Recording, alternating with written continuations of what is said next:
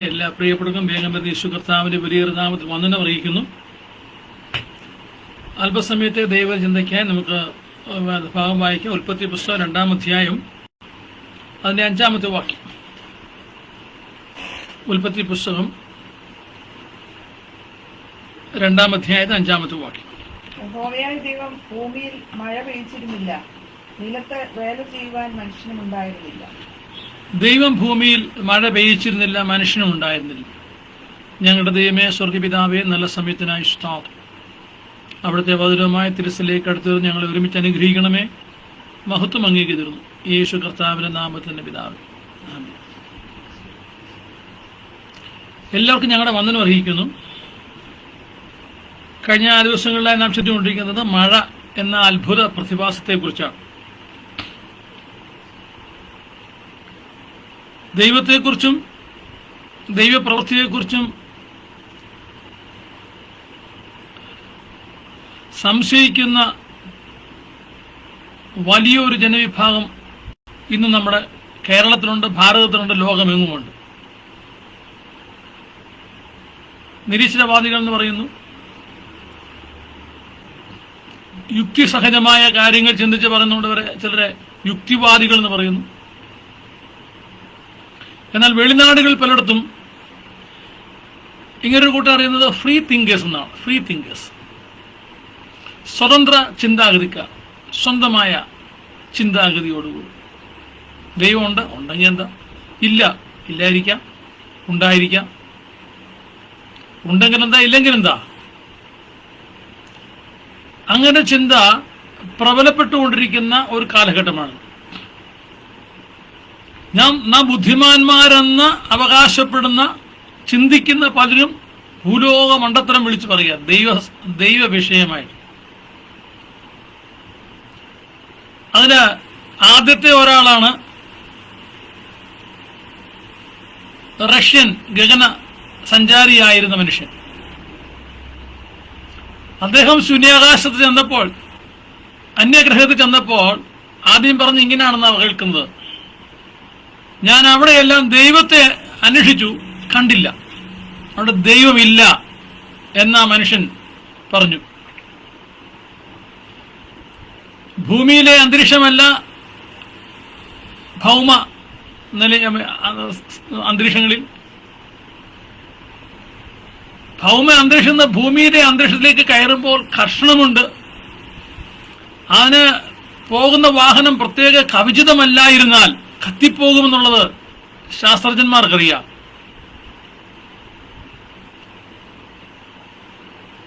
ഭൂമിയുടെ ഗുരുത്വാകർഷണത്തെക്കുറിച്ച് കണ്ടെത്തിയ ഒരു ശാസ്ത്രജ്ഞനാണ്. അദ്ദേഹത്തിന്റെ മുന്നിൽ വീണ ആപ്പിൾ, ആ ഫലം എന്തുകൊണ്ട് മുകളിലേക്ക് പോയില്ല, താഴേക്ക് എന്തുകൊണ്ടാണ് വീണ എന്ന ചിന്തയാണ് ഗുരുത്വാകർഷണം കണ്ടെത്താനായിട്ട് ഇടയായിത്തീർന്നത്. അപ്പോൾ ഉയരങ്ങളിലേക്ക് പോകുന്ന ഏതൊരാൾക്കും വ്യത്യസ്തമായ അനുഭവങ്ങളിലൂടെ പോകുമ്പോൾ ഇതിനെല്ലാം നിലനിർത്തുന്ന, നടത്തുന്ന അദൃശ്യ കരങ്ങളെ നമിക്കാതെ, ചിന്തിക്കാതെ യാത്ര ചെയ്യാൻ കഴിയില്ല. ഇപ്പോൾ അന്ന് ആദ്യമായി ഇങ്ങനൊരു പുറലോകം മുഴുവൻ പറഞ്ഞ് അന്യഗ്രഹങ്ങളിൽ ദൈവമില്ല, അന്യസ്ഥലത്ത് ഭൂമിയിൽ തന്നെ ഇല്ല, ഇനി വേറെ പുറത്തെവിടെയുണ്ടോ, അവിടെ ചെന്നപ്പോഴും കണ്ടില്ല എന്ന് പറഞ്ഞത് ഒരു ഗഗന സഞ്ചാരിയാണ്. ആയതുപോലെ ഇപ്പോൾ കേരളത്തിൽ ഒരു വിദ്വാൻ. ഇനി അദ്ദേഹം പോകാൻ രാജ്യങ്ങളില്ല. ഭൂമിക്ക് ഉള്ളിലായ അദ്ദേഹം അനേകം മടങ്ങ് പ്രാവശ്യം പല സ്ഥലങ്ങളിലായി സഞ്ചരിച്ചു കഴിഞ്ഞു. ലക്ഷക്കണക്കിന് കിലോമീറ്ററുകളാണ് അദ്ദേഹം ഒറ്റയ്ക്ക്, ഒരു മലയാളി, സഞ്ചരിച്ചത്. കൂടെ ആരുമില്ല, കുടുംബമായി പോലും പോയിട്ടില്ല, ഭാര്യയെ പോലും കൊണ്ടുപോകാറില്ല. അതിനെക്കുറിച്ച് അദ്ദേഹം പറഞ്ഞത് വളരെ രസകരവും സരസമായ കാര്യങ്ങൾ പറഞ്ഞിട്ടുണ്ട്. ആ ഭാഗത്തെ പോലെ ഒറ്റയ്ക്കാണ്. എന്നാൽ ചില സ്ഥലങ്ങളിൽ മാത്രം അദ്ദേഹത്തിന്റെ ചില ഫ്രണ്ട്സ് സിനിമയുമായി ബന്ധപ്പെട്ട് 1-2 പേര് പോയത് അദ്ദേഹത്തിന്റെ TV ചാനലിൽ കാണുവാനിടയായിത്തു. അങ്ങനെ പരിചയപ്പെടുത്തുകയും ചെയ്തു. ബാക്കി എല്ലായിടത്തും അദ്ദേഹം ഒറ്റയ്ക്കാണ് തന്റെ ക്യാമറയുമായിട്ട് പോകുന്നത്. അദ്ദേഹത്തിന്റെ പാസ്പോർട്ട് തന്നെ പല പ്രാവശ്യം മാറി. അങ്ങനെ ലോകം മുഴുവൻ സഞ്ചരിച്ച ആ മനുഷ്യൻ കഴിഞ്ഞ ദിവസം പറയാണ്, ഭൂമിയിൽ ഒന്നും ചെയ്യാൻ കഴിയാത്തൊരു ദൈവം സ്വർഗത്തിൽ എന്തോ കാട്ടാനാണ്. അദ്ദേഹത്തിന് അത് പറയാനുള്ള ബുദ്ധി കൊടുത്തത് ദൈവമാണ്. ആ ദൈവവചനപ്രകാരമാണെങ്കിൽ മൂഢൻ എന്നാണ് വിളിക്കേണ്ടത്. മറ്റൊരു ഭാഗത്ത് മന്ദബുദ്ധി എന്ന് പറയും. പക്ഷേ മാനുഷികമായ ജഡികമായ ബുദ്ധി കൂടിപ്പോയത് കൊണ്ടാണ് അദ്ദേഹം ഇതിങ്ങനെ പുലമ്പുവാൻ ഇടയായിത്തീർന്നത്. അദ്ദേഹത്തെ വെല്ലുവിളിക്കുകയൊന്നുമല്ല. അദ്ദേഹം പറഞ്ഞ കാര്യത്തെ ദൈവവിശ്വാസം, അതും ജീവനുള്ള ഏക സത്യ ദൈവത്തിൽ വിശ്വസിക്കുന്ന ഞാൻ ആ ഭാഗം തിരുത്തേണ്ടത് എൻ്റെ ഒരു ഉത്തരവാദിത്തമായതുകൊണ്ട്, ഞാൻ ദൈവത്തെ ഭയപ്പെടുന്നതുകൊണ്ടും ദൈവം എന്നെ സ്നേഹിക്കുന്നതുകൊണ്ടും ദൈവം എന്നെ നടത്തുന്നതുകൊണ്ടും ദൈവത്തിന്റെ നന്മ അനുദിനം പ്രാപിച്ച് ദൈവത്തിന്റെ കൃപ കൊണ്ട് മാത്രം കഴിയുന്ന ഒരു വ്യക്തി, കുടുംബം, എൻ്റെ മരുമക്കളെല്ലാം അങ്ങനെ ആയിരിക്കുന്നതുകൊണ്ട് ദൈവത്തെക്കുറിച്ച് അങ്ങനെ പറയേണ്ടത് അത്യാവശ്യമായിരിക്കും. അത് ഞാൻ മാത്രമല്ല, ഒത്തിരി പേർ ഇതുപോലെയുള്ള കാര്യങ്ങൾക്ക് കർത്താവിന്റെ സാക്ഷിയായി, ദൈവത്തിന്റെ സാക്ഷിയായി നിന്ന് ബുദ്ധിമുട്ട് അനുഭവിച്ചിട്ടുണ്ട്. അതിലൊരാളാണ് ജീവിക്കുന്ന രക്തസാക്ഷി എന്ന പേരിൽ അറിയപ്പെടുന്ന റിച്ചാർഡ് വിംബ്രാൻഡ്. അദ്ദേഹവും ഭാര്യയും സംബന്ധിച്ചതായ ഒരു കോൺഫറൻസിൽ, അദ്ദേഹത്തിന്റെ നാട്ടിലെ കോൺഫറൻസിൽ ദൈവനിഷേധികളും ഇല്ലെന്ന് പ്രസംഗിക്കുന്നതുമായ രാഷ്ട്രീയക്കാരും പട്ടാള ഓഫീസർമാരും ജനങ്ങളെ അതിസംബോധന ചെയ്ത് ദൈവത്തെ പരിഹസിച്ച് യേശു കർത്താവിനെ പരിഹസിച്ചു കൊണ്ടിരുന്നപ്പോൾ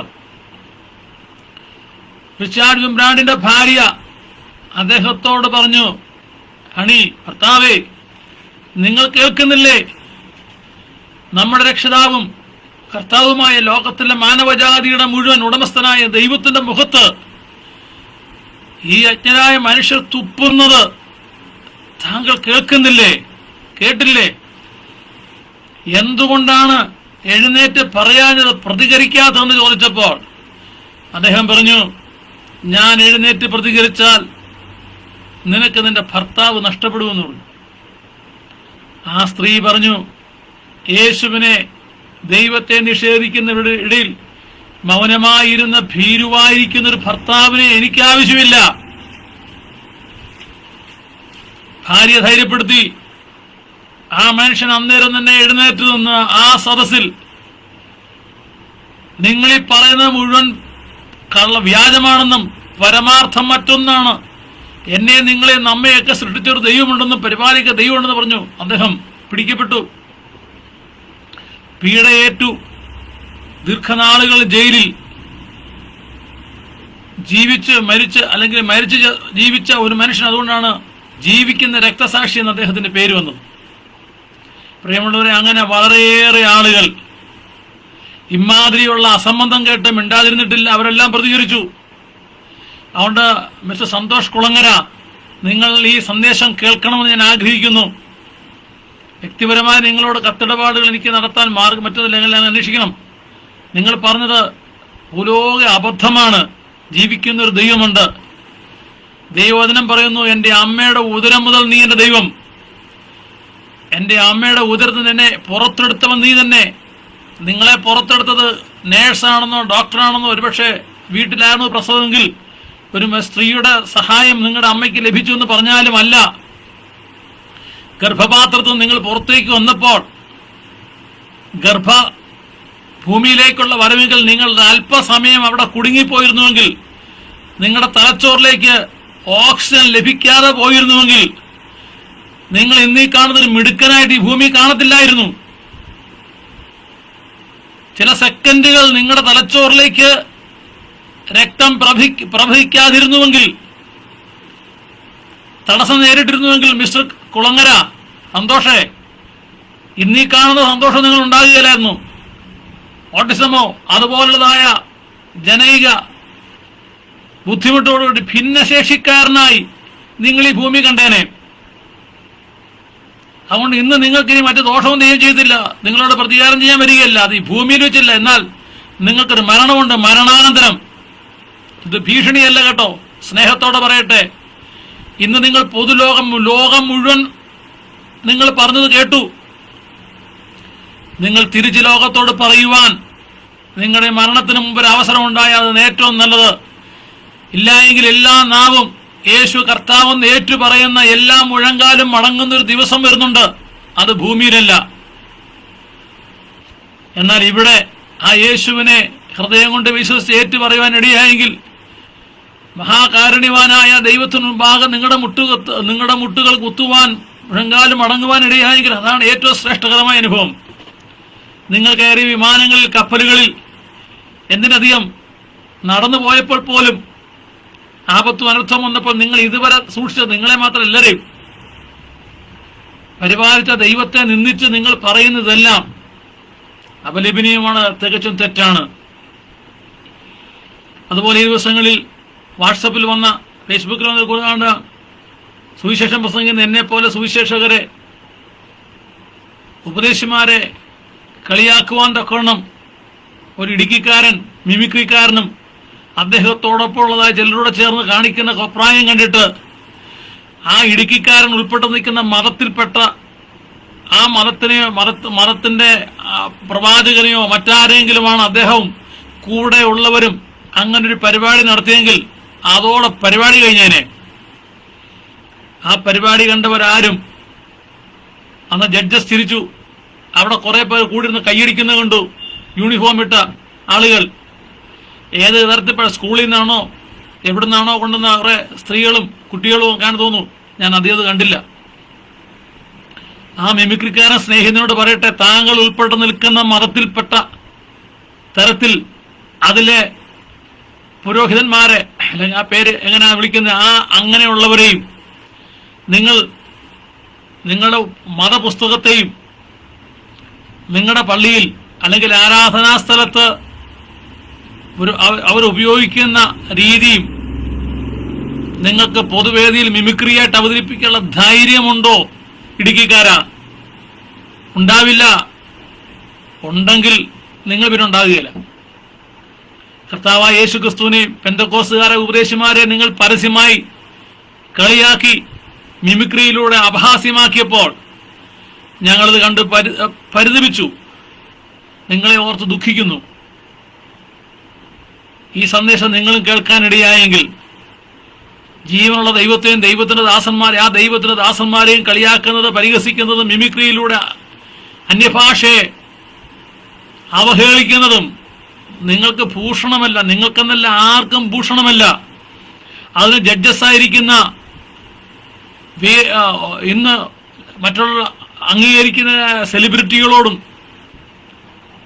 ജീവിതത്തിലെ ഉന്നത അനുഭവങ്ങളിലുമായിരിക്കുന്നവരോട് സ്നേഹത്തോടെ പറയട്ടെ, സ്നേഹിതരെ, ഇത് ശരിയല്ല. ഒരു കൂട്ടം ആളുകൾ ആരാധിക്കുന്ന ദൈവത്തെയും അവരുടെ ആരാധനാ രീതിയെയും ഒരു പൊതുവേദിയിൽ, ഒരു ടെലിവിഷൻ ചാനലിൽ ലോകമെമ്പാടും കാണുന്ന മലയാളം മുമ്പാകെ അപഹസിക്കുന്ന നന്നല്ലെന്ന് പറയുവാൻ അവിടെ ഇരുന്ന ഒരു ജഡ്ജിനും തോന്നിയില്ല. സ്ത്രീ പുരുഷന്മാരുണ്ടായിരുന്നുവല്ലോ, അവർക്കാർക്കും തോന്നിയില്ല. അവരും കണ്ട് അത് കയ്യടിക്കുകയും ഇളകി ചിരിക്കുന്നതും കണ്ടു. സ്തോത്രം. പെന്തക്കോസ്തിനെയും കർത്താവായ യേശു ക്രിസ്തുവിനെയും കുറിച്ചുള്ള പരിഹാസമായതുകൊണ്ട് നിങ്ങൾക്ക് കുഴപ്പമൊന്നും സംഭവിച്ചില്ല. ഒരു പെന്തക്കോസ്തുകാരൻ ഇതുവരെ വിളിച്ചു പറഞ്ഞോ നിങ്ങളോട്? ആ ചാനലുകാരോട് പറഞ്ഞോ? ഇല്ല. ഇനി എന്ത് ചെയ്താലും പറയുകയില്ല. പക്ഷെ ഇതിനെല്ലാം മറുപടി പറയുന്ന ഒരു ദിവസം വരുന്നുണ്ട്. അന്ന് ദുഃഖിക്കും. ഇതൊരു ഭീഷണിയല്ല കേട്ടോ, എല്ലാവരോടുമുള്ള. ഞങ്ങൾ പരസ്യത്തിൽ പ്രസംഗിക്കുന്നവരാണ്. ഞങ്ങളോടൊപ്പമുള്ളതായ ഒരു കൃത്യദാസൻ, അദ്ദേഹം പറഞ്ഞതാണ്, പ്രിയമുള്ളവരെ, ഇങ്ങനെ നിന്ന് പ്രസംഗിക്കുന്ന ഹൈന്ദവ പശ്ചാത്തലത്തിലുള്ള ആ സ്നേഹിതൻ പറഞ്ഞാണ്, പ്രിയമുള്ളവരെ, ഇങ്ങനെ നിന്ന് പ്രസംഗിക്കുന്നവരെ അധിക്ഷേപിക്കുകയും ഉപദ്രവിക്കുകയും അവർ നൽകിയ പുസ്തകം വലിച്ചുകീറിക്കളയുകയും ചെയ്ത ഒരാളാണ് ഞാൻ. എന്നാൽ ഇന്ന് ഞാൻ ഉപദ്രവിച്ച യേശുവിനെ കുറിച്ച് പ്രസംഗിക്കുന്നു. വലിച്ചുകീറിക്കളഞ്ഞ പുസ്തകം ഞാനിന്ന് കൊടുക്കുന്നു. അന്ന് ഉപദ്രവിച്ച കർത്തദാസന്മാരോടൊപ്പം നിന്ന് ഞാൻ യേശു ക്രിസ്തുവിനെ കുറിച്ച് പറയുന്നു. എന്നെ ദൈവം നഷ്ടമാക്കിയില്ല, നീക്കിക്കളഞ്ഞില്ല. അതുകൊണ്ട് സ്നേഹിതരെ, ആ ഇടുക്കിക്കാരൻ മിമിക്രിക്കാരനെയും അദ്ദേഹത്തോടൊപ്പം നിന്നവരെയും അന്ന് കൂടിയത് ചിരിച്ചവരെയും അതിനെ ഒത്താശ ചെയ്തവരെയും ആ ചാനലിനെ എല്ലാം ദൈവം അനുഗ്രഹിക്കട്ടെ. ആ ചാനൽ പൂർണ്ണമായി ഈ കോമാളിത്തരം വിട്ട്, ഈ കോമഡിത്തരം വിട്ട്, മനുഷ്യർക്ക് സ്വസ്ഥതയും നിലനിൽക്കുന്ന സമാധാനം കൊടുക്കാത്തത് വിട്ടൊരു പൂർണ്ണ സുവിശേഷ വചന ചാനലായി മാറിയിരുന്നുവെങ്കിൽ നന്നായിരുന്നു. അങ്ങനെ ആകട്ടെ എന്ന് ആഗ്രഹിക്കുകയും പ്രാർത്ഥിക്കുകയും ചെയ്യുന്നു. സ്തോത്രം. പറഞ്ഞു വന്നത്, വിശുദ്ധ വേദപുസ്തകത്തിൽ മഴ എന്ന പ്രതിഭാസം മറ്റിതര മതഗ്രന്ഥങ്ങളിൽ മഴയുടെ ഉൽപ്പത്തിയോ മഴ പെയ്യുന്നതിനെ കുറിച്ചോ മഴയാനുള്ള കാര്യങ്ങളെക്കുറിച്ചോ വിശദമായിട്ടൊന്നുമില്ല. മഴ പെയ്തതും ഒക്കെ കുറച്ച് കേട്ടിട്ടുണ്ട്. അല്ലാതെ മഴ എങ്ങനെ ഉണ്ടായി, മഴയ്ക്ക് കാരണം, മഴയ്ക്ക് മുൻപ് എന്തുണ്ടായിരുന്നു എന്നൊന്നും ഈ പുസ്തകത്തിൽ അവരുടെ ചില ബൈബിളിലൊഴികെ ഒരു മതഗ്രന്ഥങ്ങളിലും കാണുന്നില്ല. അവിടെ ഒരു വെല്ലുവിളിക്കല്ല, ഒരു താരതമ്യ പഠനത്തിനല്ല, വസ്തുനിഷ്ഠാപരമായ ആധികാരികമായ ഒരു കാര്യം പ്രസ്താവിക്കുവാനാണ് ഞാൻ ഈ സമയം ഉപയോഗിക്കുന്നത്. സ്തോത്രം. യോജിക്കാം, വിയോജിക്കാം, വിരോധമില്ല. എന്നാൽ വാസ്തവം ഇതാണ്. ഓക്കെ, നാം ഇങ്ങനെ വായിച്ചത്, ഭൂമിയിൽ മഴ പെയ്തിരുന്നില്ല. അന്ന് ഭൂമിയിൽ മഴ വേല ചെയ്യുവാൻ മനുഷ്യരുണ്ടായിരുന്നു. പിന്നെ മഴ വന്നത് എങ്ങനെയെന്ന് കഴിഞ്ഞ ദിവസം നാം ചിന്തിച്ചുകൊണ്ട് ഞാൻ ആ ഭാഗത്ത് കിടക്കാൻ ആഗ്രഹിക്കുന്നില്ല. ഒരു കാര്യം ഓർത്തോണം, ഈ മഴ എന്നുള്ളത് ദൈവത്തിന്റെ ഒരു നന്മയാണ്. രോഗശാന്തി ദൈവം നൽകുന്ന നന്മയാണ്. ഒരു പുരുഷന് ഭാര്യയായ ഒരു സ്ത്രീയെ ലഭിക്കുന്നത് നന്മയാണ്. അങ്ങനെ ആ നന്മയിൽപ്പെട്ട ഒന്നിലധികം നന്മകളെ കുറിച്ച് വിശുദ്ധ വേദപുസ്തകത്തിൽ പറഞ്ഞിരിക്കുന്നതിൽപ്പെട്ട ഒരു നന്മയാണ് മഴ. വായിക്കാം, യെരമ്യാവിന്റെ പുസ്തകം അതിന്റെ 5-ാം അധ്യായത്തിന്റെ 25-ാമത്തെ വാക്യം. യെരമ്യാ പ്രവാചകന്റെ പുസ്തകം 5-ാം അധ്യായം അതിന്റെ 25-ാമത്തെ വാക്യം. ഇവ മാറിപ്പോകുവാൻ നിങ്ങളുടെ അകൃത്യങ്ങൾ അത്രേ കാരണം. തിരുവചനം പറഞ്ഞു, പ്രവാചകനായ യിരെമ്യാവ് അന്നുള്ള ആളുകളോട് പറയണം, ഇവ മാറിപ്പോകാൻ നിങ്ങളുടെ അകൃത്യങ്ങൾ, നിങ്ങളുടെ പാപങ്ങൾ നിമിത്തമാണ് ഇവ മാറിപ്പോയത്. നിങ്ങളുടെ പാപങ്ങളാൽ ഈ നന്മയ്ക്ക് മുടക്കം വന്നിരിക്കുന്നു. സ്തോത്രം. ഈ നന്മയ്ക്ക് മുടക്കം വന്നിരിക്കുന്നത് നിങ്ങളുടെ പാപം നിമിത്തമാണെന്ന് അന്നുണ്ടായിരുന്ന ജനങ്ങളോട്, പ്രത്യേകിച്ച് യഹൂദന്മാരോട് ദൈവത്തിന്റെ പ്രതിപുരുഷനായ, ദൈവത്തിന്റെ ദാസനായ യിരെമ്യാവ് വിളിച്ചു പറയുകയാണ്. ലജ്ജ കൂടാതെ നിർഭയമായി നേരോടെ നിന്ന് പറയുകയാണ്, നിങ്ങളുടെ പാപമാണ് കാര്യം, ഈ നന്മ. അതിന്റെ എക്സ്പ്ലനേഷൻ, ഒരു വിശദീകരണം തൊട്ട് മുകളിലത്തെ വാക്യം, 24-ാമത്തെ വാക്യം. മുൻമഴയും പിന്മഴയും, ബിഫോർ ആൻഡ് ആഫ്റ്റർ റെയിൻ. മുന്നിൽ മഴ എന്ന് പറഞ്ഞാൽ നമ്മുടെ മുമ്പിൽ പോകുന്നല്ല, സീസൺ അനുസരിച്ച് വിതയ്ക്കും കൊയ്ത്തിനും മഴ നൽകുന്ന ദൈവം.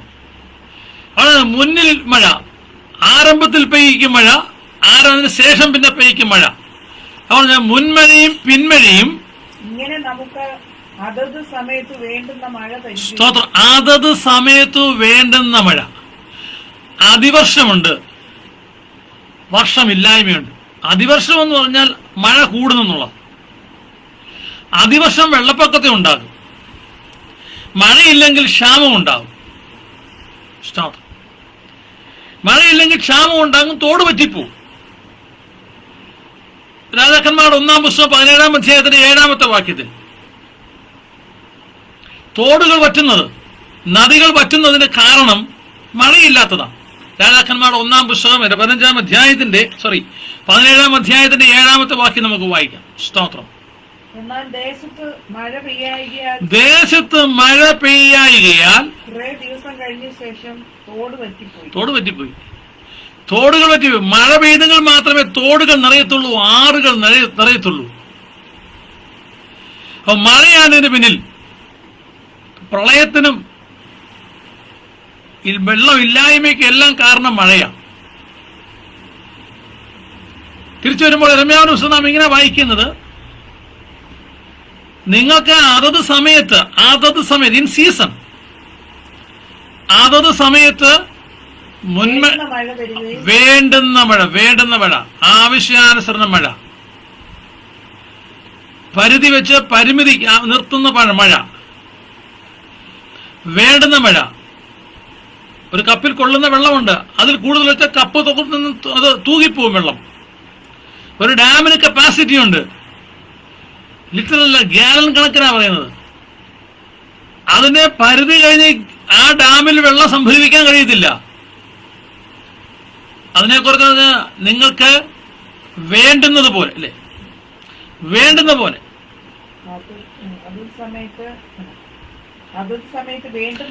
ആവശ്യാനുസരണം, അതത് സമയത്ത് വേണ്ടുന്ന പോലെ ആവശ്യാനുസരണം, പരിധിക്കുള്ളിൽ.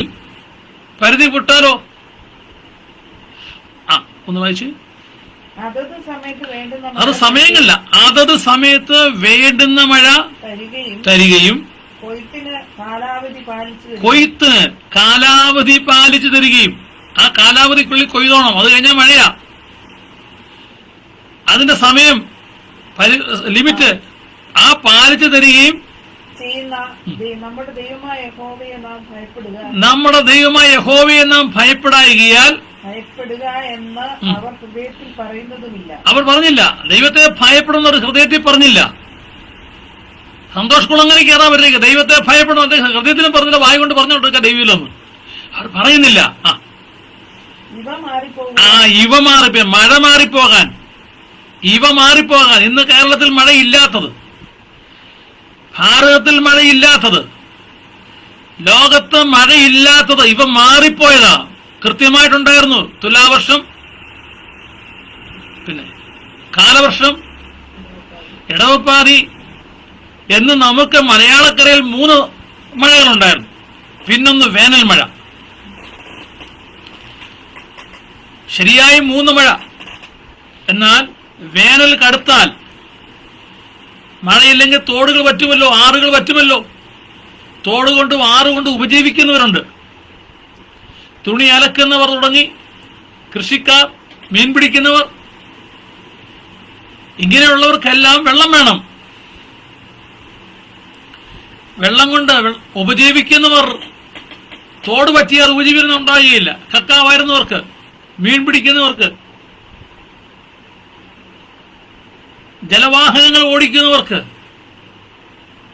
ആറ്റിൽ വേണ്ടുന്ന പോലെ വെള്ളമില്ലെങ്കിൽ ബോട്ട് ഓടിക്കാനൊക്കെ. ഇന്ന് പല ബോട്ട് സർവീസുകളില്ല. പറഞ്ഞ അതത് സമയത്ത്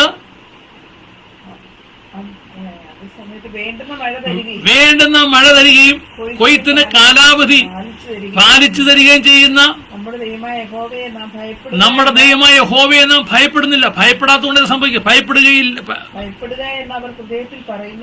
പറയുന്നതുമില്ല.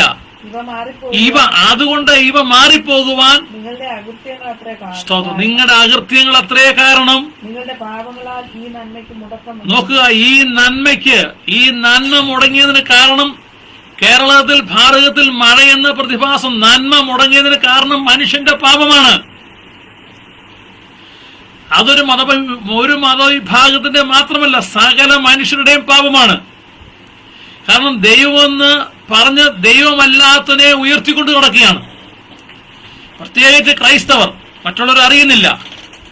കഴിഞ്ഞ ദുഃഖവെള്ളിയാഴ്ച ദിവസം, അതിന് തലേ ഞായറാഴ്ച ഓശാന എന്ന് പറഞ്ഞ് കഴുതയെ കൊണ്ടുവന്ന് അതിന്റെ പുറത്ത് താടിയും തലമുടിയും നീട്ടി വളർത്തി, തിരുവനന്തപുരത്തെ ഒരു പത്രപ്രവർത്തകന്റെ ഭാഷയെ പറഞ്ഞ് നൈറ്റിയൊക്കെ ധരിപ്പിച്ച് കഴുത്തിലൂടെ ചുമന്ന ഷാള് കെട്ടി തെങ്ങിന്റെ പോലെ കുരുത്തോലയും മരച്ചില്ലകളും ഉയർത്തി ഹോശന പാടിയ നടന്നത് കഴിഞ്ഞ ഞായറാഴ്ചയാണ്. ഇന്നലെ കഴിഞ്ഞ അങ്ങേ ഞായറാഴ്ച. അന്ന് യെരുശലേം തെരുക്കളിലൂടെ ജനങ്ങൾ പാടി. ഹോഷിയാന എന്നാണ് ശരിയായ വാക്കിന്റെ അത് പ്രൊനൗൺസിയേഷൻ. ഹോഷന അല്ല, ഹോഷിയാന. ആ ഹോഷിയാന എന്ന വാക്കിന്റെ അർത്ഥം ഇപ്പോൾ നാഥ രക്ഷിക്കുക എന്നുള്ളതാണ്. അന്ന് റോമൻ ഭരണത്തിന് കീഴിൽ, കൈസറുടെ ഭരണത്തിൽ ഗവർണർ ഭരിച്ചിരുന്ന യെരുശലേമിൽ ഗവർണർക്ക് വേണ്ടി ഭരണം നടത്തിയ ആളുകൾ ജനത്തെ മുച്ചൂടും മുടിച്ചു. യാതൊരു നന്മയും ഉണ്ടായിരുന്നില്ല അവർക്ക്. വലിയ സ്ഥലങ്ങളിൽ നന്മയില്ല. അതുകൊണ്ടാണ് നഥാനിയേൽ എന്ന് പറഞ്ഞ ആളെ കണ്ടെത്തി, ഞങ്ങൾ ക്രിസ്തുവിനെ കണ്ടെത്തി. നസറേത്ത് എന്ന പട്ടണത്തിൽ നിന്ന് ഒരു ഗുരു വന്നു എന്ന് പറഞ്ഞപ്പോൾ ചോദിച്ചാണ്, നസറേത്തിൽ നിന്ന് വല്ല നന്മയും വരുമോ? വലിയ പട്ടണങ്ങളിൽ നന്മയില്ല, പിന്നാണ് ഒരു ചെറിയ ഗ്രാമത്തിൽ നന്മയിരിക്കുന്നത്. അപ്പൊ റോമൻ കൈസർമാരുടെ കീഴിൽ ഗവർണർമാർ ഭരിച്ചിരുന്നപ്പോൾ അന്നത്തെ മഹാപുരോഹിതന്മാരും പടയാളികളും ചുങ്കക്കാരും അന്നത്തെ ഭരണവർഗം യഹൂദ ജനതയെ ഞെക്കിപ്പിഴിഞ്ഞു. ടാക്സ് കൊടുത്ത് അവർ വല്ലാതായി. അതുകൊണ്ടാണ് അന്ന് വന്ന പ്രവാചകന്റെ അടുക്കൽ, യോഹന്നാൻ സ്നാപകന്റെ അടുക്കൽ ആളുകൾ ഞങ്ങൾ എന്ത് ചെയ്യണം? ഓരോരുത്തരും ചോദിച്ചു. അതിൽ പടയാളികളോട് പറഞ്ഞു, ആരെയും നിങ്ങൾ ബലാത്കാരം ചെയ്യരുത്, ആരെയും നിങ്ങൾ ബലാത്കാരം ചെയ്യരുത്, നിങ്ങൾക്ക് കിട്ടുന്നത് കൊണ്ട് മതി ജീവിക്കണം, നിങ്ങൾ കൈക്കൂലി വാങ്ങരുത് അന്നത്തെ പട്ടാളക്കാരോട് പറഞ്ഞു. അന്നത്തെ പട്ടാളക്കാർ, ഇന്നത്തെ പോലീസ്, അന്നത്തെ പട്ടാളമാണ് ക്രമസമാധാന പാലനം നടത്തുന്നത്. ജനങ്ങളുടെ ജീവനും സ്വത്തിനും പാലനം നൽകുന്നത് പട്ടാളക്കാരാണെന്ന്.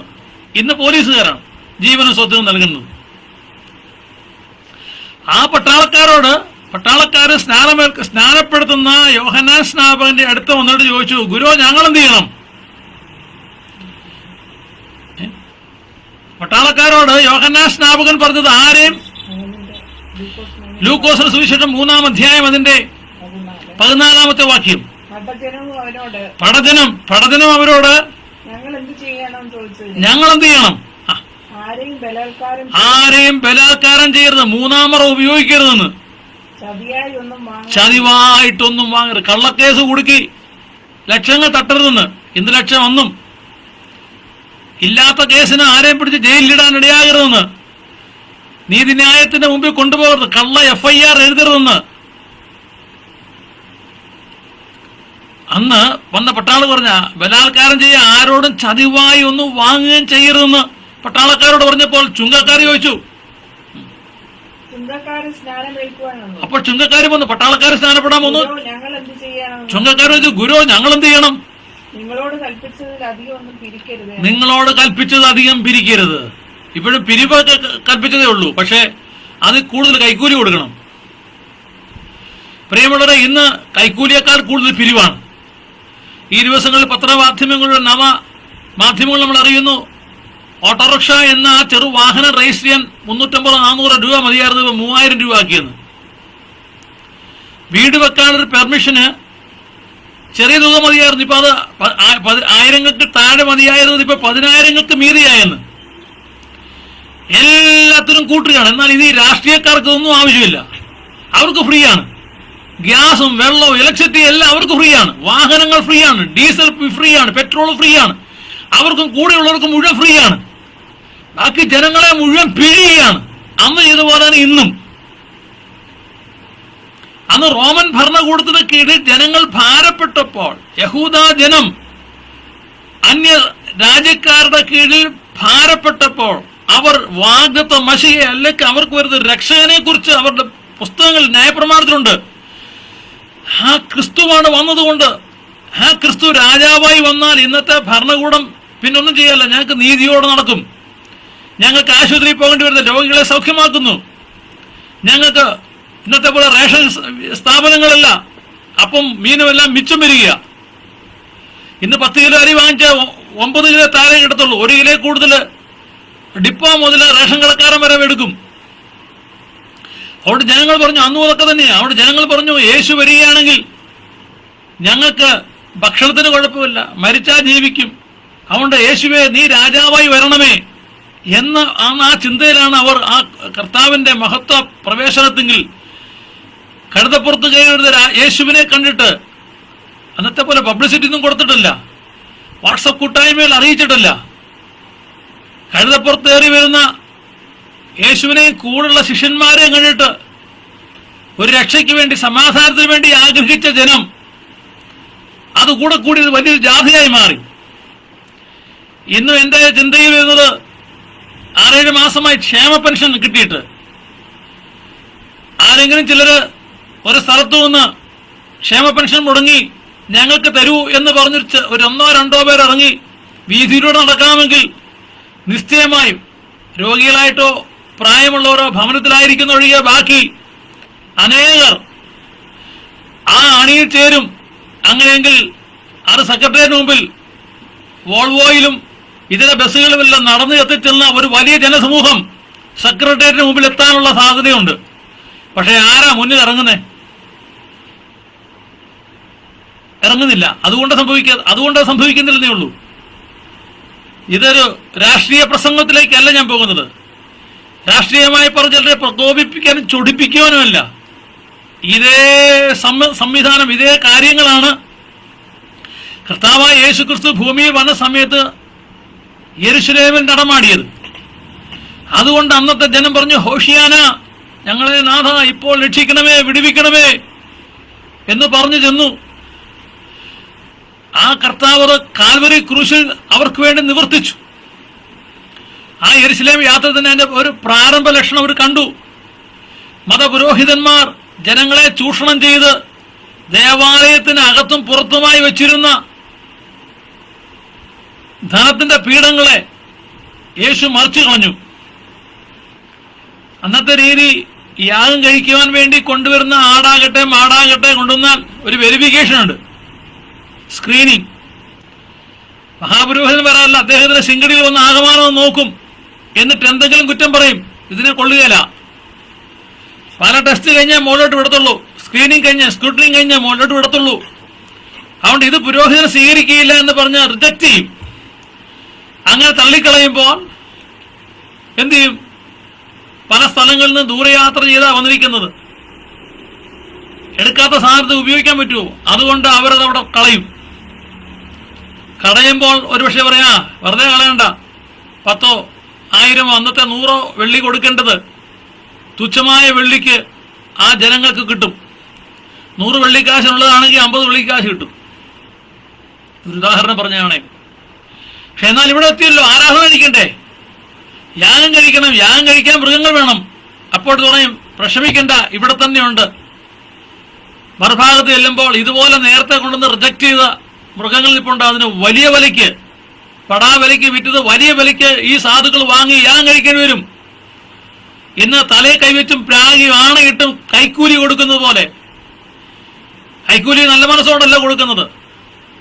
താഴെ തട്ടിലുള്ളൊരു കൈക്കൂലി രൂപയായി വാങ്ങുമ്പോൾ ഗൂഗിൾ പേയും മുറുക്കാൻ കടകളിലൂടെയും പോലീസ് സ്റ്റേഷന് മുമ്പുള്ള കടകളിലും RTO ഓഫീസിൽ സൈഡിലുള്ള കടകളിലും ലൈസൻസ് എടുത്തു കൊടുക്കുന്ന ഡ്രൈവിംഗ് സ്കൂൾ മുഖാന്തരമൊക്കെ മേടിക്കുമ്പോൾ വൻകിടക്കാർ പെർസെന്റേജ് മുകളിൽ നിന്ന് വാങ്ങിക്കുക. അതാരും അറിയുന്നില്ല. ഒരു പാലത്തിനോ എന്തെങ്കിലും ഒരു നിർമ്മിതിക്കോ അതിന്റെ പെർസെന്റേജ് മുകൾ തൊട്ടുമുതൽ മേടിച്ചു. താഴെ വരുമ്പോൾ ഒരു സിമന്റ് മോഷ്ടിക്കുന്ന അല്ലെങ്കിൽ സിമന്റ് മറിച്ച് വിൽക്കുന്ന കോൺട്രാക്ടറെയും അതിന് വശം നിൽക്കുന്ന ഓവർസീററെയും പിടികൂടി വിജിലൻസ് പിടിച്ചു. ഇതാ വാർത്ത വരുന്നുള്ളൂ. പ്രിയമുള്ളവരെ, അന്ന് ഇതൊക്കെ തന്നെ നടന്നു. അന്ന് കണ്ടതാണ് റിജക്ട് ചെയ്ത, തള്ളിക്കളഞ്ഞ ആടിനെയും മാടിനെയും മാറ്റിക്കെട്ടിയിരിക്കുക. അതിൻ്റെ സെലക്ട് ചെയ്ത് കൊടുക്കും, എന്നിട്ട് അന്യായ വില വാങ്ങിക്കും. അങ്ങനെ നാം വായിക്കുന്നത്, പുസ്തകത്തിൽ വായിക്കുന്നതാണ്. യേശു കർത്താവ് ഒരു ചാട്ടയുണ്ടാക്കിയിട്ട് ചാട്ടവാറുകൊണ്ട് യെരുശലേം ദേവാലയത്തിൽ അകത്തും പുറത്തുമായി വ്യാപാരം നടത്തി വന്നിരുന്ന ആളുകളെയും അതിന്റെ സാധനങ്ങളെയും കർത്താവ് മറിച്ചിട്ട് കളഞ്ഞു. ആടുമാടുകളുടെ കയറഴിച്ചു വിട്ടു. പ്രാവിനെ സൂക്ഷിച്ചിരുന്ന കൂടുകൾ തുറന്നു വിട്ടു. സ്തോത്രം. അവര് അവിടെ എന്തെല്ലാം കച്ചവടം ചെയ്തിരുന്നോ ആ കച്ചവട സാധനങ്ങളെ മുഴുവൻ മറിച്ചിട്ട് കളഞ്ഞു. ജനങ്ങൾക്ക് സന്തോഷമായി. ഞങ്ങൾക്ക് നീതിയോടെ ന്യായത്തോടെ ഒരാരാധന കിട്ടുമല്ലോ. ഇനി ഞങ്ങൾക്ക് ഞങ്ങളുടെ സാധനങ്ങൾ, ഞങ്ങളുടെ വസ്തുക്കൾ ഞങ്ങൾ കൊണ്ടുവരുന്നത് തന്നെ ആരാധിക്കാമല്ലോ. പുരോഹിത വർഗം ഇടനില നിന്ന് വിൽക്കുന്ന ഈ അധിക വിലയുടെ സാധനം ഞങ്ങൾക്ക് ഉപയോഗിക്കേണ്ടി വരുന്നില്ലല്ലോ എന്ന് ജനങ്ങൾക്ക് മനസ്സിലായി. മർക്കോസിന്റെ സുവിശേഷം 11-ാം അധ്യായത്തിന്റെ 15. അവർ യെരൂശലേമിലെത്തിയപ്പോൾ അവൻ ദേവാലയത്തിൽ കടന്നു. ദേവാലയത്തിൽ വിൽക്കുന്നവരെയും വാങ്ങുന്നവരെയും പുറത്താക്കി തുടങ്ങി. പൊൻവാണിഭക്കാരുടെ മേശകളെയും പ്രാവുകളെ വിൽക്കുന്നവരുടെ പീഠങ്ങളെയും മടക്കി. പൊൻവാണിഭക്കാർ പണത്തിന്റെ ഇടപാടുമാണ് നിൽക്കുക. അവിടെ വന്നപ്പോഴായിരിക്കും പണം തികഞ്ഞില്ല, പിന്നെ എന്ത് കൊടുക്കും? പലിശയ്ക്കെടുക്കുക. അങ്ങനെ ഇതെല്ലാം മറിച്ചിട്ട് ജനം കണ്ടു. അവരുടെ പ്രാർത്ഥന സഫലമായി എന്ന് അവർ ചിന്തിച്ചു. അതുകൊണ്ട് അതിനു മുമ്പ് പാടിയാണ്, ഹോഷിയാന, ഇപ്പോൾ നാഥ ഞങ്ങളെ രക്ഷിക്കുക.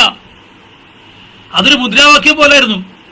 എല്ലാവരും ഏറ്റുപാടി, ദാവീദിന്റെ പുത്രൻ ഹോശന്ന, ദാവീദ് സന്തതിയായി വന്ന് രാജാവായി തീരും. ആ ദാവീദ് സന്തതിയാണ് വന്നിരിക്കുന്നത്, രാജ്യത്വം ഏറ്റെടുക്കുന്നു എന്നുള്ളതായ ചിന്തയിൽ അവർ പാടിയതാണ്.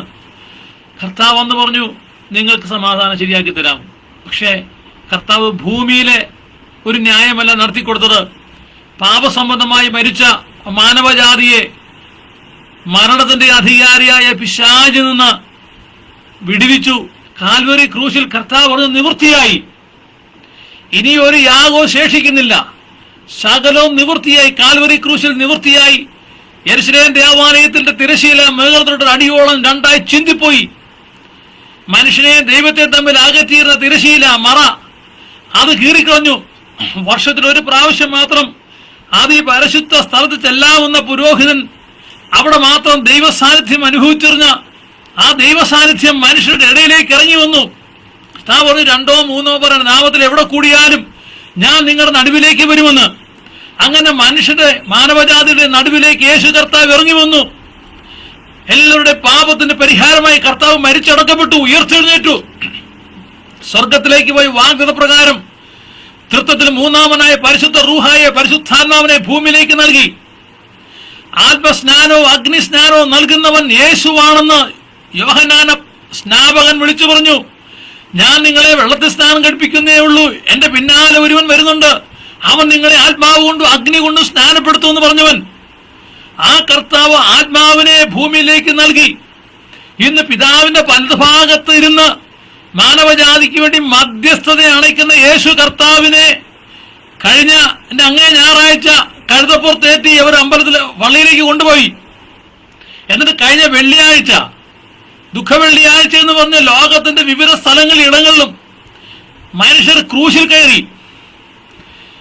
തിരുവനന്തപുരത്തും കേരളത്തിലെ ദേവാലയങ്ങൾ, കത്തോലിക്ക പള്ളികളിൽ, യാക്കോബ ഇതര പള്ളികളിൽ യേശു എന്ന് പറഞ്ഞൊരു പൂർണ്ണകായ പ്രതിമ ചേർത്ത് ശവപ്പെട്ടിക്കകത്താണ് മഞ്ചത്തിനകത്ത് ഉയർത്തിക്കൊണ്ട് കിടന്നു. ഐമേനികളും തിരുമേനികളും അറ്റം പിടിച്ചു. ആ കിടന്ന വിഗ്രഹത്തെ നമിക്കുവാൻ അതിനിടെ ചെറിയ അഴികൾക്കുള്ളിലൂടെ കരങ്ങളിട്ട് ജനങ്ങൾ കാണിക്കുന്ന വെപ്രാളം. പുരോഹിതവർഗം മൂഢനെ വഴി കുരുടനെ വഴി നടത്തുന്നു. ഈ പുരോഹിത വർഗത്തിന്റെ കണ്ണേ തുറന്നു കിട്ടിയിട്ടില്ല. അങ്ങനെയായിരുന്നെങ്കിൽ അവർ യേശുവിനെ എന്ന് പറഞ്ഞ് ഈ പ്രതിമ കൊണ്ട് നടക്കുവോ? അതിനെ ജനങ്ങളെ കൊണ്ട് മുത്തിക്കുമോ? അതിന് മുമ്പിൽ ഭണ്ഡാരം വെച്ച് പണം വാരുകയാ. സ്തോത്രം. യേശു കർത്താവ് അത് ചെയ്തു കഴിഞ്ഞു. എന്നാൽ ചെയ്തിട്ടും നിവർത്തിച്ച മാനവജാതിയുടെ രക്ഷയെ ഇന്നീ കാണുന്ന കുപ്പായ വസ്ത്രധാരികൾ ക്രൂശിച്ചു. അന്ന് വൈകുന്നേരം എല്ലാവർക്കും കഞ്ഞി കിട്ടി, ദുഃഖക്കഞ്ഞി. കുമ്പിട്ട് ഓരോരുത്തരുടെ പതക്കേട് വന്നു. എന്നിട്ട് ഇങ്ങനെ ചൊല്ലി, മശിഹായേ നീ എഴുന്നള്ളി വരുമ്പോൾ ഞങ്ങളെയും ഓർത്തുകൊള്ളേണമെന്ന് കള്ളനോടൊപ്പം ഞങ്ങളും ചൊല്ലുന്നു. ഇതെല്ലാ വർഷവും ചൊല്ലിക്കൊണ്ടിരിക്കുക. പരിഹസിക്കുകയല്ല കേട്ടോ പ്രിയമുള്ളവരെ. സ്തോത്രം. ഇവിടെ പറയുന്നു, മനുഷ്യന്റെ പാപം നിമിത്തം, വിഗ്രഹാരാധന നിമിത്തം, ക്രിസ്ത്യാനി വഴികളുള്ള മറ്റുള്ളവരുടെ കാര്യം ഇവിടെ കിടക്കട്ടെ. ഇന്ന് കേരളത്തിലെ, ഭാരതത്തിലെ ക്രൈസ്തവൻ, ലോകത്തിലെ ക്രൈസ്തവർ എന്ന് അഭിമാനിക്കുന്നവർ കാണിക്കുന്ന ഈ പാപം നിമിത്തമാണ് മഴ മാറിപ്പോയത്. മറ്റുള്ളവർക്ക് അത്രയും അറിയത്തില്ല. ഞങ്ങൾ സുവിശേഷമായിട്ട് ചെല്ലുമ്പോൾ വീടുകൾ തോറും കയറി ഇറങ്ങി ട്രാക്ട് കൊടുക്കും. യേശു ക്രിസ്തുവിന്റെ രക്ഷണീയ പ്രവൃത്തിയെക്കുറിച്ച് പറയുമ്പോൾ ഹൈന്ദവ സ്നേഹിതന്മാർ പറയും, ഞങ്ങൾക്കിത് വേണ്ട, ഞങ്ങൾക്കൊണ്ട് നിങ്ങളാണ്ട് അപ്പുറത്തെ വീട്ടിൽ ക്രിസ്ത്യാനിയാ, അവരെ വീട്ടിൽ ചെല്ലാൻ പറയും. അവരൊന്ന് ഗുണമായിരുന്നെങ്കിൽ. സ്തോത്രം. ഇന്ന് ചില പെന്തക്കോസുകാരെന്ന് പറയുന്നവരെ കുറിച്ച് അത് പറയുന്നുണ്ട്. അപ്പോൾ ക്രൈസ്തവർ എന്ന് പറയുന്ന വീടുകളിൽ ചെന്നാൽ, കുരിശുള്ള സ്റ്റാർ തൂക്കിയേക്കുന്ന വീടുകളിൽ ചെന്നാൽ പറയും, എന്തിനാ ഇങ്ങോട്ട് വന്ന, ഞങ്ങൾക്കറിയാവല്ലോ യേശുവിനെ. അതുകൊണ്ട് അപ്പുറത്തെ ഗോപാലിന്റെ വീട്ടിൽ, ഷമീറിന്റെ വീട്ടിൽ ചെല്ല്, അവർക്കൊന്നും അറിയത്തില്ല, ജാതികളാ, വിജാതീയരാ, അവരോട് പറ. വിജാതീയർന്ന് ഇവർ മുദ്ര കുത്തിയിരിക്കുന്നത് പറഞ്ഞത് ഈ പാർട്ടികളോട് പറയാനാ. അപ്പോൾ ക്രൈസ്തവർ അഭിമാനിക്കുന്നവർ പറയാ, നിങ്ങൾ വിജാതീയരോട് പറയാം. അതേ പ്രിയമുള്ളവരെ, ഈ ക്രൈസ്തവർ എന്ന് പറയുന്നവർക്ക് യേശുവിനെ കുറിച്ച് എന്തറിയാം? ആണ്ടോടാണ്ട് ജനിപ്പിക്കുന്ന, ആണ്ടോടാണ്ട് ക്രൂശിക്കുന്ന, ഉയർപ്പിക്കുന്ന ഈ യേശു ഒരു വിഗ്രഹമെന്നല്ലാതെ, ഇൻഫന്റ് ജീസസ് ഉണ്ണിയേശുവാണെന്നല്ലാതെ എന്തറിയാം? പ്രിയമുള്ളവരെ, തെറ്റിപ്പോകുന്നു. അതുകൊണ്ട് ദൈവവചനം പറയുന്നു, യിരെമ്യാ പറഞ്ഞു, ഈ നന്മയ്ക്ക് മുടക്കം വന്നു നിങ്ങളുടെ പാപം നിമിത്തം. ഈ ദിവസങ്ങളിൽ മഴ ഇല്ലാത്തതുകൊണ്ട് വളരെ ഭാരമാ, പകല് പുറത്തിറങ്ങാൻ മേല, അതികഠിനമായ ചൂട്, ഫാനൂടെ ഇല്ലെങ്കിൽ പറയണ്ട, AC ഇല്ലെങ്കിൽ അതിനെ കാട്ടി. ഇന്നലെ ഒരു മഴ പെയ്തു, ഇന്ന് മഴയെ പെയ്തിട്ടില്ല. ഇനി എന്ന് പെയ്യുന്ന ഒരു പിടുത്തവും ഇല്ല. പല സ്ഥലങ്ങളിൽ പെയ്യുന്നുണ്ടായിരിക്കും. നോക്കൂ, തിരുവചനം പറഞ്ഞു, ഈ നന്മയ്ക്ക് മുടക്കം വന്നു, തക്ക സമയത്ത് തന്നുകൊണ്ടിരുന്നതാണ്. അതത് സമയത്ത് മുൻമഴയും പിൻമഴയും തന്നവൻ, ഭൂമിക്ക് അതിന്റെ ആവശ്യത്തിന് ഓവർഫ്ലോ വരാതെ, ഫ്ലഡ് വരാതെ മഴ തന്ന ദൈവം ഈ നന്മയ്ക്ക് മുടക്കം വന്നിരിക്കും. നന്മ മുടങ്ങി. ദൈവം നന്മ മുടക്കുകയും ചെയ്യും, അധികമായി നൽകി ഇതിനെ ആപ്പിലാക്കുകയും ചെയ്യും. അങ്ങനെയാണ് നോഹയുടെ കാലത്ത് ജലപ്രളയം ഉണ്ടായത്. ദൈവം പറഞ്ഞു, മനുഷ്യന്റെ പാപം വലുതാകൊണ്ട് ഞാൻ പ്രളയത്തെ നശിപ്പിക്കാൻ പോകണം. അതാണ് കഴിഞ്ഞ പ്രാവശ്യം പറഞ്ഞ് അവസാനിപ്പിച്ചത്. എന്നാൽ ദൈവം നോഹയോടും കുടുംബത്തോടും പിന്നെ വന്ന ഇന്നുള്ള തലമുറയോടും അന്ന് പറഞ്ഞൊരു വാഗ്ദത്തമുണ്ട്. നമുക്ക് വായിക്കാം. ഉൽപ്പത്തി പുസ്തകം, സ്തോത്രം, അതിന്റെ 9-ാം അധ്യായത്തിന്റെ 11 മുതൽ 17 വാക്യങ്ങൾ. ഉൽപ്പത്തി പുസ്തകം. ഇനി സകല ജഡവും ജലപ്രളയത്താൽ നശിക്കയില്ല. ദൈവം പറഞ്ഞു, ഇനി സകല ഒരു ഓൾ വേൾഡ് വെള്ളപ്പൊക്കം ഉണ്ടാകത്തില്ല. ചിലരൊക്കെ പ്രവചിച്ചിരിക്കുന്ന ഡാമുകൾ പൊട്ടും, വലിയ ഡാം പൊട്ടും, കുഞ്ഞു ഡാമുകൾ അതേ തുറന്ന് പൊട്ടി പൊട്ടി പൊട്ടി സകലവും ഒലിച്ചു പോകുന്ന, സമുദ്രത്തിൽ പോകുന്ന, അറേബ്യൻ കടലിലും പസഫിക് തീരത്തും പസഫിക് കടലിലും ഒക്കെ ചെന്ന് പതിക്കുമെന്ന് പറയുമ്പോൾ ദൈവവചനം ഞാൻ വിശ്വസിക്കുന്ന, ഞാൻ പ്രസംഗിക്കുന്ന ഈ തിരുവചനം ഉയർത്തി പറയട്ടെ, ഈ വചനത്തിന്റെ ഉടമസ്ഥൻ, ഈ ഭൂമിയുടെ ഉടമസ്ഥൻ, സന്തോഷ് കുളങ്ങര കണ്ടിട്ടില്ലാത്ത, അതുപോലെയുള്ള ആളുകൾ കണ്ടിട്ടില്ലാത്ത ദൈവം പറയുന്നു, ഇനി പ്രളയത്താൽ ഞാൻ ഈ ഭൂമിയെ നശിപ്പിക്കുകയില്ല. സ്തോത്രം. വായിച്ചേ. ഭൂമിയെ നശിപ്പിക്കാൻ ഇനി ജലപ്രളയം ഉണ്ടാകുകയില്ല. എന്നാൽ മനുഷ്യൻ പേടിപ്പിക്കുന്ന ഒരു ജലപ്രളയം നമ്മുടെ കേരളത്തിന് മുമ്പിലുണ്ട്. എന്നാൽ ദൈവകൃപയെ ശരണപ്പെട്ട് കർത്താവിന്റെ വിളിച്ചു പറയട്ടെ, ആ തരത്തിലൊരു നാശം, ഒരു പ്രളയം ഉണ്ടാകാൻ സ്വർഗത്തിലെ ദൈവം സമ്മതിക്കത്തില്ല. സ്തോത്രം. ഇനി ഉണ്ടാകുകയില്ല. ഞാൻ നിങ്ങളോട് ഒരു നിയമം, ഞാൻ നിങ്ങളോട് ഒരു ഉടമ്പടി ചെയ്യാൻ പോകുക, ഒരു ഉഭയസമ്മതം ചെയ്യാൻ പോവുക, ഒരു നിയമം ചെയ്യാൻ പോവുക. പിന്നെയും ദൈവം, അത് പ്രകടന പത്രിക പോലല്ല കേട്ടോ. ഇലക്ഷൻ സമയത്ത് പ്രകടന പത്രികമായിട്ട് വരുന്നത് പോലല്ല. ഞാനീ ഈ ഭൂമിയെ ജലപ്രളയത്താൽ നശിപ്പിക്കത്തില്ല. പിന്നെയും ദൈവം അരുളിച്ചെയ്തത്, ഞാനും നിങ്ങളോട് കൂടെ ഉള്ള സകല ജീവജന്തുക്കളും. അത് മനുഷ്യരോട് മാത്രമല്ല, പ്രളയമുണ്ടായാൽ മനുഷ്യരെ മാത്രമല്ല ബാധിക്കുന്നത്, സകല ജീവജാലങ്ങളെയും ബാധിക്കും. മത്സ്യം അതിനെ മാത്രം വല്ലാതെ ബാധിക്കരുത്, കാരണം അത് വെള്ളത്തിലാണല്ലോ കിടക്കുന്നത്. അങ്ങനെയുള്ള ജലജീവികളൊഴികെ കരയിൽ ആയിരിക്കുന്ന സകല ജീവജാലങ്ങളും തമ്മിൽ തലമുറയോളം സദാകാലത്തേക്കും ചെയ്യുന്ന നിയമത്തിൽ. സ്തോത്രം. ഒരു കാലത്തേക്ക് മാത്രമല്ല, സദാകാലത്തേക്ക്, അന്ന് മുതൽ നോഹയുടെ കാലം മുതൽ ഇന്ന് 2024 വരെയുള്ള, ഇനിയും കർത്താവിന്റെ യേശുവിന്റെ വരവ് വരെയുള്ള കാലത്തെക്കുറിച്ച് പറയുകയാണ്. ഞാൻ എന്റെ വില്ല് മേഘത്തിൽ വെക്കുന്നു. കർത്താവ്, ഞാൻ എന്റെ വില്ല്, അതിന്റെ പേരാ നമ്മൾ മഴവില്ല്, റെയിൻബോ എന്ന് പറയുന്നത്. ഞാൻ എന്റെ വില്ല് ഒരു തടസ്സം മേഘത്ത് വെക്കുകയാണ്. അത് ഞാനും ഭൂമിയും തമ്മിലുള്ള നിയമത്തിന് അടയാളമായിരിക്കും. അത് അടയാളമായിരിക്കും. ഭൂമിയിലെ രാജ്യങ്ങൾ തമ്മിൽ ലാൻഡ്മാർക്കുകളുണ്ട്.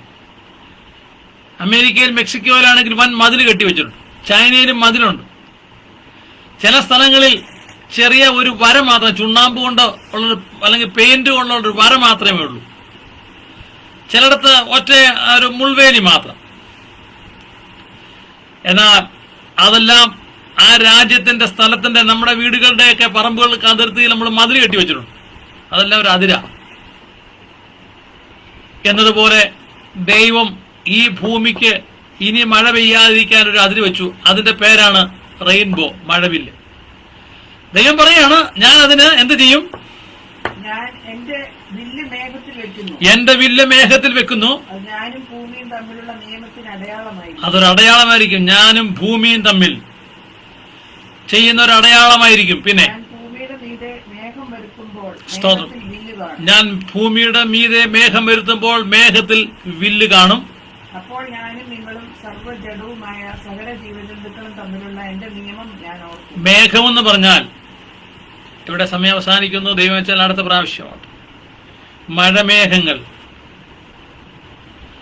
ആകാശത്ത് മഴ പെയ്യുന്നത് ചില കെമിക്കലുകൾ മോളിക്കൊണ്ട് കലക്കുമ്പോഴല്ല, ഭൂമിയിൽ തവളകളെ തമ്മിൽ വിവാഹം കഴിപ്പിക്കുമ്പോഴല്ല, നായയും മനുഷ്യനും കൂടെ വിവാഹം കഴിക്കുമ്പോഴല്ല മഴ പെയ്യുന്നത്. മീതെ മഴമേഘങ്ങൾ രൂപാന്തരപ്പെടുത്തും ദൈവം. ആ മഴമേഘങ്ങളാണ് അതിൽ തണുത്ത കാറ്റടിച്ച് ഘനീഭവിച്ചത് മഴയായി ഭൂമിയിലേക്ക് പെയ്യുന്നതാണ് മഴ. ആ മഴമേഘങ്ങളെ ആകാശത്ത് ദൈവം നിർത്തുന്നു. ആ മേഘങ്ങളെ അതിഭയങ്കരമായി അല്ലെങ്കിൽ ഒരു ഘോര മഴയ്ക്കുള്ള അമ്മാതിരി ഒരു സംവിധാനമാണെങ്കിൽ അതിന് മീതെ ദൈവം തന്റെ വില്ല് വയ്ക്കും. അതിന്റെ ഒരു ചെറിയ പ്രതീകമാണ് ഭൂമിയിലെ വാഹനങ്ങൾക്കൊക്കെ വച്ചിരിക്കുന്നതായ സ്തോത്രം. അത് ട്രെയിനുണ്ട്, ജലവാഹനങ്ങൾക്കുണ്ട്, പ്ലെയിനുണ്ട്, കരയില് കടലിലും ആകാശത്തും ഓടുന്ന സകല വാഹനങ്ങൾക്ക് മുന്നിൽ ഒരു വൈപ്പർ വെച്ചിട്ടുണ്ട്. മുന്നിലെ പ്രതലത്തിലേക്ക്, ഗ്ലാസ് പ്രതലത്തിലേക്ക് വീഴുന്ന വെള്ളം അങ്ങനെ തുടർമാനമായി ഒഴുകുകയാണെങ്കിൽ റോഡ് കാണാൻ ഒക്കത്തില്ല. അത് മാറുവാൻ തക്കണം വൈപ്പർ അടിക്കുന്നത് ഏറെക്കുറെ മഴവില്ലിന്റെ രീതിക്കാണ്. സ്തോത്രം. ഇന്നലത്തെ എന്റെ യാത്രയിലും വാഹനം ഓടിച്ചപ്പോൾ ഞാൻ മഴ പെയ്തപ്പോൾ വൈപ്പർ ഇട്ടായിരുന്നു. കുറച്ചു നേരം ആദ്യം പെയ്ത മഴയല്ലേ, അദ്ദേഹത്തിലെ പൊടിയൊക്കെ ഗ്ലാസ് ഇരിപ്പുണ്ട്. അതുകൊണ്ട് അന്നേരം വൈപ്പർ ഇട്ടാൽ പോറുമല്ലോ, ഗ്ലാസ് പോറുമല്ലോ എന്ന് വിചാരിച്ചതിന് കുറച്ചു ദൂരം വൈപ്പർ അടിക്കാതെ പോയപ്പോൾ എന്നോടൊപ്പം ഇരുന്ന സ്നേഹിതന്റെ പാസ് പറഞ്ഞു, വൈപ്പറുടെ. ആ സമയത്ത് വെള്ളം ചീറ്റുന്ന സംവിധാനത്തിൽ ചെക്കിപ്പിടിച്ച് വെള്ളം ചീരിച്ച് വൈപ്പർ ഇട്ടു. അത് വില്ല് പോലെ വൈപ്പർ അടിക്കുന്നത്. ദൈവം പറയുകയാണ്, ഞാൻ എന്റെ വില്ല്. ഇന്നത്തെ വൈപ്പറിന്റെ പൂർവ്വം സാധനം മഴവില്ല. നിങ്ങൾ യോജിക്കും പോലും എനിക്കറിയില്ല. സ്തോത്രം. ദൈവം പറഞ്ഞു, ഞാൻ എന്റെ വില്ല് മഴമേഘങ്ങളുടെ മീതെ വെക്കും. ആ വില്ല് തെളിയുമ്പോൾ ഞാൻ മനുഷ്യനുമായുള്ള നിയമത്തെ ഓർക്കും. അങ്ങനെ ഞാൻ ആ മഴ പെയ്യിക്കത്തില്ല, അതികഠിനമായ മഴ പെയ്യിക്കത്തില്ല. സ്തോത്രം. അതിനെക്കുറിച്ച് മുൻകാലങ്ങളിൽ വന്ന മഴയെക്കുറിച്ച് അതിനെ പറഞ്ഞിരിക്കുന്നത് പത്രോസിന്റെ ലേഖനം 2 പത്രോസ് 3-ാം അധ്യായത്തിന്റെ 5-6 വാക്യങ്ങളോട് വായിച്ച് അവസാനിപ്പിക്കാം. Praise the Lord. അപ്പോസ്തലനായ പത്രോസ് ലേഖനം 2-ാം ലേഖനം അതിന്റെ 3-ാം അധ്യായം 5-6 വാക്യങ്ങൾ. ആകാശവും വെള്ളത്തിൽ നിന്ന് വെള്ളത്താൽ ഉളവായ ഭൂമിയും പണ്ട് ദൈവത്തിന്റെ വചനത്താൽ ഉണ്ടായി എന്നും അതിനാൽ അന്നുള്ള ലോകം ജലപ്രളയത്തിൽ മുങ്ങി നശിച്ചു. നൂറ്റാണ്ടുകൾക്ക് മുമ്പ് നടന്ന കാര്യം പത്രോസ് അപ്പോസ്തലൻ ആത്മാവിൽ വിളിച്ചു പറയുകയാണ്. അന്നത്തെ ലോകം ജലപ്രളയത്താൽ നശിച്ചു. എന്നാൽ ഇന്നോ അതേ വചനത്താൽ, അന്ന് പറഞ്ഞ അതേ വചനത്താൽ നശിച്ചു വന്നു. ഇപ്പോഴത്തെ ആകാശവും ഭൂമിയും അതേ വചനത്താൽ തീക്കായി സൂക്ഷിച്ചും ന്യായവിധിയും ഭക്തികെട്ട മനുഷ്യരുടെ നാശം സംഭവിക്കാനുള്ള ദിവസത്തേക്ക് കാത്തുമിരിക്കുന്നു. ഇനിയത്തെ ഭൂമി വെള്ളം കൊണ്ടല്ല നശിപ്പിക്കുക, തീ കൊണ്ടാണ് നശിപ്പിക്കുന്നത്. അതിനുവേണ്ടി ദൈവം സൂക്ഷിച്ചിരിക്കുക. ആ ന്യായവിധി പെടാതിരിപ്പാൻ ഹോഷിയാന നമുക്ക് പറയാം എന്ന് പറഞ്ഞ് എന്നെ ഇപ്പം രക്ഷിക്കണേ കർത്താവ്. ഞാനായിരിക്കുന്ന മടങ്ങിൽ പാപത്തിന്റെ, രോഗത്തിന്റെ, പ്രശ്നങ്ങളുടെ, അന്യാരാധനയുടെ, ദൈവമല്ലാത്തതിന്റെ പിന്നാലെ ആയിരിക്കുന്ന എന്നോട് ക്ഷമിച്ച് എന്നെ രക്ഷിക്കണമേ കർത്താവേ. അങ്ങനെയെങ്കിൽ കർത്താവ് പറഞ്ഞു, എൻ്റെ മന്ദിരം, പ്രാർത്ഥനാലയം നിങ്ങളത് കള്ളന്മാരുടെ ഗുഹയാക്കി തീർത്തു. എന്നാൽ ഇന്ന് നാം വായിക്കുന്നു, നിങ്ങൾ ദൈവത്തിന്റെ മന്ദിരമെന്ന്, നിങ്ങൾ ദൈവത്തിന്റെ ആത്മാ വസിക്കുന്നു, നിങ്ങൾ അറിയുന്നില്ലയോ? ദൈവത്തിന്റെ മന്ദിരം നശിപ്പിക്കുന്നതിനെ ദൈവം നശിപ്പിക്കും. ദൈവത്തിന്റെ മന്ദിരമാണ് നാം. നാം തന്നെ നശിപ്പിക്കാതെ, മതങ്ങൾ, പാർട്ടിക്കാർ നശിപ്പിക്കാതെ ദൈവത്താൽ രക്ഷിക്കപ്പെടുവാൻ, പരിപോഷിപ്പിക്കപ്പെടുവാൻ ഇടയാകട്ടെ. നമുക്ക് പ്രാർത്ഥിക്കാം. ഹല്ലേലൂയ. സ്തോത്രം. ഞങ്ങളുടെ ദൈവമേ, സ്വർഗ്ഗപിതാവേ, നല്ല സമയത്തിനായി സ്തോത്രം. കർമ്മേൽ മിനിസ്ട്രിയുടെ ഈ ഫേസ്ബുക്ക് പേജിലൂടെ ഞങ്ങൾക്ക് തിരശ്ശേരി കടത്തിനടിയായാലും നേതൃത്വം കൊടുക്കുന്ന ഞങ്ങളുടെ ദാസൻ ഇപ്പം വർഗീസ് പാസ്റ്റർ, അദ്ദേഹത്തോളം എല്ലാവർക്കുമായി സ്തോത്രം. ഒരു പ്രാവശ്യം ഒരിക്കൽ അവസരത്തായ ദൈവത്തെ വാഴ്ത്തുന്നു. തുടർന്ന് അവരുടെ താമസങ്ങൾ പിന്നെ ഒരുമിച്ച് വരാൻ സഹായിച്ചാട്ട്. കേട്ടവതിനാടി അത് കേൾവിക്കാർക്കോ പറഞ്ഞ അടിയനോ ന്യായവിധിക്ക് കാരണമാകാതെ വചനപ്രകാരം ഞങ്ങളെ സൂക്ഷിക്കണമേ കർത്താവേ. കൃപയെ പൊതുനാമത്തെ മഹത്വപ്പെടുത്തണമേ. യേശു മൂലം അപേക്ഷിക്കുമ്പോൾ കേൾക്കണമേ പിതാവേ. ആമേൻ. എല്ലാവർക്കും വന്ദനം. ദൈവമായ കർത്താവ് നമ്മെ ഏവരെ അനുഗ്രഹിക്കുകയും സഹായിക്കുകയും ചെയ്യട്ടെ. എല്ലാവർക്കും വന്ദനം പറയുന്നു. Price the Lord. സ്തോത്രം.